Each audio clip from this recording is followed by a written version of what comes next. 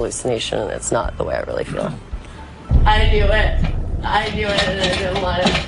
I didn't want anybody to know. Do you think your erratic behavior in that video is fueling lies, myths, untruths about you on the internet? I try not to look at it, but I'm sure it probably is. I'm sure that everybody has an opinion and they're entitled to their opinion, but that's exactly why I wanted to come on here and talk about it, because I'm absolutely sure it is, but I find that stuff to be poisonous, so I try to stay away from it as much as possible, because we all know that everybody is always going to have an opinion. Let's back up. You were the it girl. Yeah. I don't think you're ready for that. No, I think you need a seasoned expert to protect you. You know someone? It had a dark side. It did. How did you handle the criticism? You were criticized if you were skinny, you were criticized if you gained 2 pounds, you were called a party girl.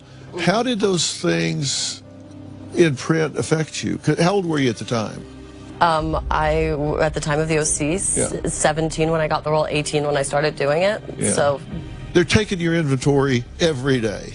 yeah. If a hair's out of place, if you wore... I was the youngest on the show, too. Yeah. Everybody I worked with was actually in their 30s playing 18, and I was actually that age. So it was a little wild, but it was strange. I suppose the way it affected me was I eventually, because of all the criticisms of going one way or the other, and everybody's like opinions, I think I eventually sort of had like a shut-off valve, and I just sort of kind of shut off from it and stopped listening at all, and that's why I'm not particularly like savvy to the idea of people trying to videotape other people or filming them.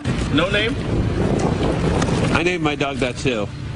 Are you one of those people that at some level has a need to be loved by strangers? I think I like to make everybody happy, full stop, generally in my private life. More in what I do outwardly and in terms of my professional life. I'm not so sure that that's like quite the same need. I'm not trying to dress a certain way or to do a certain thing just to make everybody happy professionally. But yeah, in my private life, I think I have a lot of that. I definitely like everybody to be happy and comfortable. And yeah, because being in the spotlight is not for everybody. It can be a lot to take all the time. There have been times I've had to step back as well. Your mother was your manager back then. I just know that brought difficulties with it. What was it like? It's like anything when you're working with your family. When you mix all those things together, it's very complicated. Did she anticipate that this was going to blow up like it did and get so big? I think she was always very proud of me and thought I would do well. I mean, I think that that was her goal, and like, you know, that was our goal, and she said it, and it was met for a long time. You were at the height of your fame, but there was a dark side. What followed was a well-publicized time of distress. Misha has a history of erratic behavior and once admitted she had a full-on breakdown when she was 23 caused by overwork and a party lifestyle. And then you get 5150'd. Talk about that some. What happened? What was your experience of it? Coming up.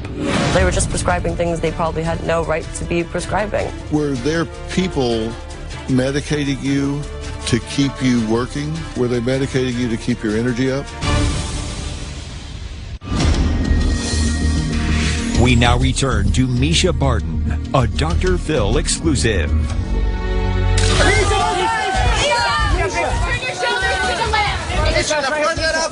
And Misha, just come down a little bit. You were at the height of your fame, but there was a dark side. Talk about that some. What happened? What was your experience of it? Right, so I think you're getting into the 5150 in that time. That never seemed to have been entirely cleared up either. I probably took about 8 days off that entire year, and I had no time to myself. I traveled the world, not complaining. I was in some of the most beautiful places in every waking second. So say we filmed 9 months out of the year, every other second I spent doing advertising campaigns or whatever it was. I didn't realize I was exhausting myself. I created like a suction of like I was getting dragged in, and I could feel it. Ultimately, what really happened was they wanted me to be able to continue working and to go